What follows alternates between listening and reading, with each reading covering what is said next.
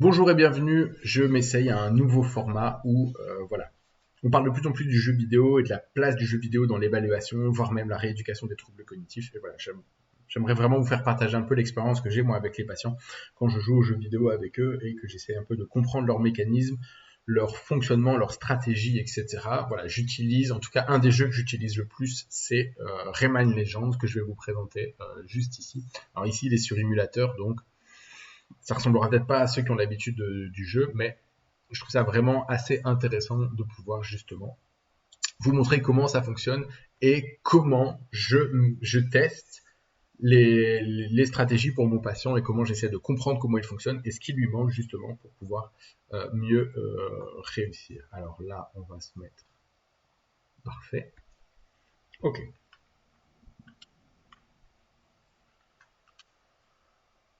Je vais commencer une nouvelle partie, comme ça on sera tous au fait des choses. Alors je crois que je ne peux pas l'accélérer. C'est pas grave, si peut-être. Non. Bon, voilà, il y a une histoire, il se passe des choses. Donc on peut aussi en profiter pour justement demander au patient qu'est-ce qu'il a retenu, qu'est-ce qui se passe, etc. Normalement, il y a du son.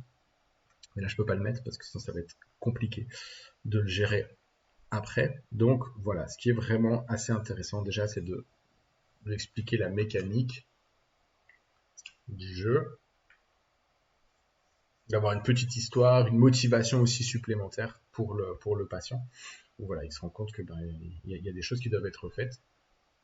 Alors l'avantage de Rayman, c'est que vous allez voir qu'au niveau de level design est vraiment hyper intéressant, donc c'est la façon dont les jeux ont été construits et aussi la direction artistique, la DA, je la trouve plutôt pas mal, surtout pour des enfants. Alors pour des plus grands aussi, je trouve ça assez cool quand même. Moi, je prends toujours un petit plaisir à jouer ou à retrouver ce jeu-là. C'est un jeu qui a été fait sur PS3 à l'époque. Et donc voilà, je le trouve vraiment assez intéressant dans le gameplay, surtout le tout début, parce que c'est vraiment là où on apprend à se déplacer dans l'environnement, on apprend la stratégie pour réussir efficacement, etc., etc. Voilà, au niveau de la DA, vous voyez que c'est quand même assez sympathique. Moi, j'aime assez. Et donc, en fait, ce qui va se passer, c'est que là, on va franchir les étapes pour pouvoir apprendre les stratégies, voir comment ça fonctionne, le jeu.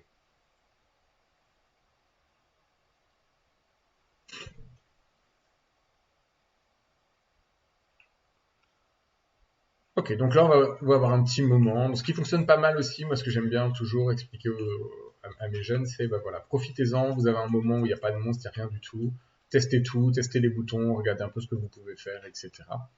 Et vous verrez. Et puis voilà, des fois, ce que j'aime bien aussi, du coup, dans les apprentissages maintenant, dans les jeux, c'est que dès qu'on arrive face à une action, on nous précise ce qu'on peut faire. Et en fait, du coup, on découvre les mécaniques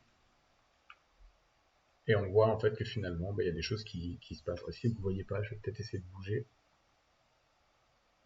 Forcément, je m'en doutais. Voilà. Ici, vous allez voir les points qui augmentent. Et donc ici, on va voir comment le patient explore. Alors là, ici, hop, on voit qu'il y a une petite cachette. Ok, donc là, ici, je sais que je vais devoir le capturer, il bouge. Et dans ce cas, je peux anticiper. Je mémorise son parcours au niveau de la mémoire visuelle, la mémoire spatiale, et j'anticipe. Et j'essaye de décrocher mon coup au bon moment. Donc, voilà, toutes les choses se mettent en place, tout le gameplay, etc. va vraiment se mettre en place.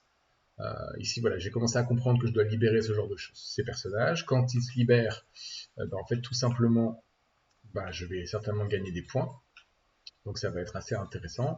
Et donc je vois qu'ici, quand j'en libère des spécifiques, en fait, il y a un compteur qui se met en place.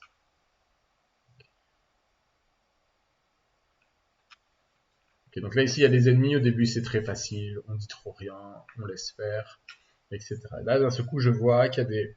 Je commence à pouvoir jouer sur différentes choses. Alors là, ici, ça commence à déjà devenir un petit peu plus compliqué, parce qu'il va falloir que je maîtrise mon déplacement. En plus, voilà, je maîtrise pas encore le jeu, etc. Donc, voilà, voir quel moment je saute, comment j'anticipe, etc. Donc c'est ça qui est vraiment hyper intéressant, c'est de voir un peu comment l'enfant se débrouille en termes d'impulsivité, en termes de planification, de stratégie, etc. On va essayer d'aller au bout du niveau. Donc là, ici, on voit que c'est un personnage caché, c'est le roi, donc il vaut plus de points. Alors là, ici, j'arrive face à une nouvelle situation que je connais pas encore, et en fait, voilà, ce petit personnage-là vient, et en fait, il va commencer à me servir comme un outil, c'est-à-dire que je vais pouvoir commencer à maîtriser l'usage de 2 personnages en même temps. Et donc ici, il va falloir commencer à planifier davantage les choses. Donc voilà, ici, lui, il a des actions à faire. Voilà, bien évidemment, j'ai fait n'importe quoi. Ok, donc ici, il y a... Voilà, maintenant, je fais plus attention. J'ai été trop impulsif. Ok. Donc là, voilà, j'ai mon deuxième personnage qui apparaît. Ça revient, hop. Donc là, ici, voilà, je vais vraiment faire en sorte qu'il soit bien. Voilà, parfait. Ok. Et là, je me demande si je peux pas. Non. En fait, après, moi, je suis tendance à... Voilà, j'aurais pas dû. Ok. Bon, un champignon qui m'amène de l'autre côté. Voilà. Encore une fois, il se passe quelque chose. On me prévient de ce que je peux faire. Je le fais. Parfait. Ok. Voilà, je teste. Je peux faire quelque chose. Non. Je passe au suivant. Voilà. Donc, on laisse bien l'enfant, la personne en tout cas qui joue, bah, faire en fait tout simplement, voir comment elle se débrouille, est-ce qu'elle va tenter des choses. Parfois, des fois, en laissant l'exploration, bah, on découvre des trucs cachés. Et donc voilà, c'est vraiment assez intéressant. Alors lui, il clignote, ça veut dire qu'il parle de quelque chose. Ça veut dire que je ne peux pas l'oublier. Voilà, parfait. Et chatouilleux. Et voilà. Je vais quand même aller au bout, voir s'il manque rien. Parfait, il manque rien. Alors ce qui est vraiment spécifique à ce jeu-là, au jeu plateforme, c'est vraiment ce côté anticipation, euh, travailler sur différents plans. Là où à l'époque, hein, les Mario travaillaient que sur un seul plan, etc. Là, ici, on commence à pouvoir jouer sur des choses complètement différentes et on commence à avoir aussi le côté un peu énigme où en fait, bah, je vais devoir planifier. Ici, je sais que je dois aller là-bas. Et ben en fait, je commence à comprendre que si j'appuie ici, il se passe quelque chose et qu'en fait, bah, il faut surtout pas que je relâche. Ok. Alors, ici j'ai le choix. Soit je vais directement à droite, soit je vais à gauche. Moi, je vais aller ici sur la plateforme. Voilà, j'ai été trop vite. C'est mon côté impulsif. Ok, voilà, parfait. J'en libère un nouveau. Ça tombe bien. Ok, voilà. Tac, j'anticipe. Ok, super. Voilà, je fais attention. Je vais pas trop vite. Je tombe tout seul. Ok. Alors ici, ce qui se passe, c'est que si je trouve pas la stratégie, en fait, au bout d'un moment, le jeu m'envoie une indication. On le voit là-haut, il fait coucou, ça veut dire que je dois l'utiliser. Donc là, il y a une nouvelle stratégie qui doit être mise en place. Et donc ici, voilà, je regarde mon environnement. Et l'objectif, ça va être de faire en sorte que je sois capable de prendre en compte tout ce qui se passe dans mon environnement pour pouvoir justement répondre efficacement à tout ça. Et on voit au fur et à mesure, j'ai moins d'indications et je dois faire preuve de certaines réflexion. Ici, par exemple, si je faisais pas attention, je couperais la corde et en fait, le personnage, je ne pourrais plus jamais le récupérer. Donc, moi, je le sais parce que je l'ai déjà fait. Donc, je sais comment le sauver. Mais voilà. Alors là, ici, il commence à avoir des plateformes que je peux maîtriser dans un second temps. Voilà. Ok. Donc là, voilà, je commence à devoir utiliser 2 personnages pour pouvoir répondre efficacement à l'environnement. Là, ok, là j'ai une nouvelle stratégie, parce qu'ici je dois pouvoir faire un choix. Ok, ici j'ai un passage, donc j'en profite. Ok, alors celui-là, donc c'est ça qui commence vraiment à être hyper intéressant pour moi dans ce jeu-là, c'est qu'on va commencer aussi à avoir des plateformes et des énigmes. Et donc ici, encore une fois, c'est un nouveau gameplay qui arrive, et c'est ça qui est vraiment hyper enrichissant. Puisqu'en fait, ici, tout se fait en même temps. Je ne dois pas faire un switch. C'est-à-dire qu'il y a des touches qui servent, des touches qui ne servent pas. Et donc, il faut que je fasse tout en même temps. Donc là, en termes de flexibilité, ça se pose pas mal. Ok. Hop là. Donc je vois comment je suis capable de poser ma stratégie. Bon, pas comme ça. Alors, on va réessayer. Hein. On pause. Je reviens. Bon, je l'ai eu.